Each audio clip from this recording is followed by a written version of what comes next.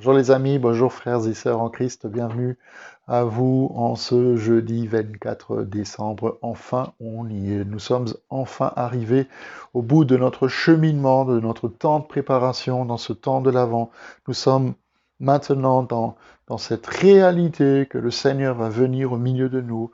Nous allons pas seulement ce soir dans nos veillées, dans nos rencontres familiales ou autres, ou rencontres même peut-être d'église, nous allons pas seulement fêter l'anniversaire de Jésus, mais nous allons aussi l'accueillir en nous, au milieu de nous.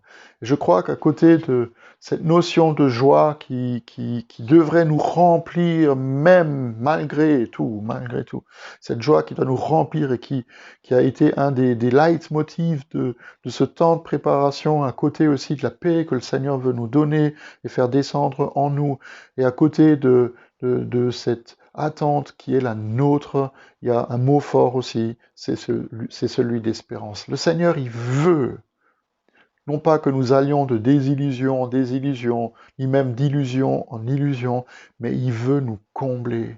Ce que nous avons espéré, ce que nous espérons, que nous puissions le recevoir. Le Seigneur a préparé pour nous de bonnes choses. Et si nous sommes peut-être prêts ce soir à ouvrir nos mains, à ouvrir nos cœurs et à le recevoir, je crois que mon Dieu, il est prêt à vous le donner.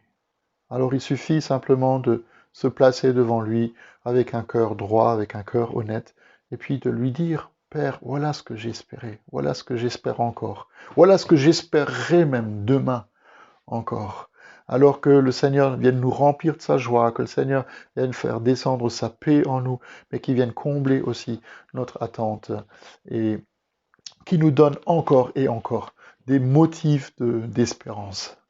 J'aimerais vous rappeler ce que l'apôtre Jean écrit. J'aurais pu lire en ce jour, cette veille de Noël, j'aurais pu vous lire tout le récit de la naissance de Jésus, mais je suppose que beaucoup d'entre vous connaissez cette histoire de Luc chapitre 2, et nous allons l'entendre aussi dans nos différentes célébrations de ce temps de Noël. Mais l'apôtre Jean, il écrit dans sa première lettre, voyez quel amour le Père nous a témoigné pour que nous soyons appelés enfants de Dieu, et nous le sommes. Si le monde ne vous connaît pas, c'est qu'il ne l'a pas connu lui. Bien-aimés, nous sommes maintenant enfants de Dieu, et ce que nous serons un jour n'a pas encore été révélé. Mais nous savons que lorsque Christ apparaîtra, nous serons semblables à lui, parce qu'alors nous le verrons. Nous le verrons tel qu'il est. Nous le verrons tel qu'il est. Alors, voyez combien le Père nous a aimés. C'est une invitation pour nous à simplement ouvrir nos yeux, à reconnaître Dieu comme notre Père, combien son amour est grand. Je le dis souvent, et je le dis vraiment, je le répète souvent, que la conquête d'un cœur ne se fait pas par la violence et la force, mais par l'amour. Et c'est de cette manière-là que notre Dieu, il agit. Et Jésus, en venant dans ce monde, il nous l'apprend, il l'a montré, il l'a prouvé. Voyez combien le Père nous a aimés. Il faut que nous le regardions à la crèche. Il faut qu'on le regarde à la croix quand il donne sa vie pour nous. Et il nous faut pas seulement comprendre le comment, mais aussi le pourquoi. Noël, c'est pas juste une histoire folklorique qu'on a embellie au fur et à mesure, mais c'est une histoire qui a un sens. Si nous lisons du début à la fin la parole de Dieu, nous pouvons comprendre, mais il nous faut tout lire. Il y a des gens qui relèvent les contradictions qu'on peut trouver dans la parole de Dieu, mais c'est qu'ils n'ont pas tout lu. C'est la somme de la parole, nous dit le psaume 119, qui est la vérité, c'est la somme de la parole qui est la vérité. Alors nous sommes, comme l'écrit l'apôtre Jean, nous sommes dès à présent, dès maintenant, nous sommes enfants de Dieu, et ce que nous serons un jour n'a pas encore été rendu manifeste, n'a pas encore été révélé.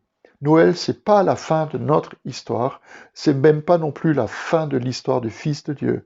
Il y a beaucoup plus derrière. Même si nous savons que derrière, il y a la croix, il y a la résurrection, il y a son ascension, il y a son règne de gloire, mais il y a aussi son retour qui se profile. Et je crois que ce temps de l'Avent et ce temps de Noël, il a créé en nous cette attente surnaturelle. Jésus vient bientôt. Jésus vient bientôt. C'est Teilhard de Chardin qui a posé un jour cette question, chrétien, qu'est-ce que nous avons fait de l'attente? Et il posait cette question parce qu'il savait que le Christ reviendra beaucoup plus vite si nous l'attendons. Alors chrétiens, que faisons-nous de notre attente? Alors ma prière pour nous, en cette veillée de Noël, en ce jour qui précède la grande fête de la naissance de Jésus, c'est est-ce que nous soupirons après la plénitude de la gloire? Est-ce que nous soupirons à sa présence? Est-ce que nous voulons le voir tel qu'il est aujourd'hui? Alors ouvrons nos cœurs, ouvrons nos bouches, ouvrons nos mains, louez, célébrons-le, chantons-le, bénissons-le et attendons-nous à lui. Je vous donne rendez-vous ce soir à partir de 18h pour notre veillée de Noël sur notre chaîne YouTube Église protestante d'Imringen. Et puis demain, en rediffusion, il y aura le culte de Noël qui aura lieu. Et je vous donne rendez-vous aussi très très bientôt puisque nous allons nous interrompre pendant quelques jours avant de reprendre nos méditations. Et je vous souhaite à tous et à toutes un Noël qui soit un Noël béni sous le regard de celui qui est un Père pour nous, sous le regard de Jésus qui est venu au milieu de nous et par la puissance du Saint-Esprit qui vit en nous. Joyeux Noël à vous tous, bonne année aussi à vous tous, que la faveur de Dieu repose sur vous, et puis à très bientôt, ce soir et demain.